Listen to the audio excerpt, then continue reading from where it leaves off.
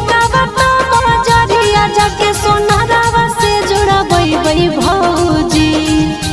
दिनवा में रूसा तैसा जनम रतिया झुमा देके मनैबै भौजी। दिनवा में रूसा तैसा जनम रतिया झुमा देके मनैबै भौजी।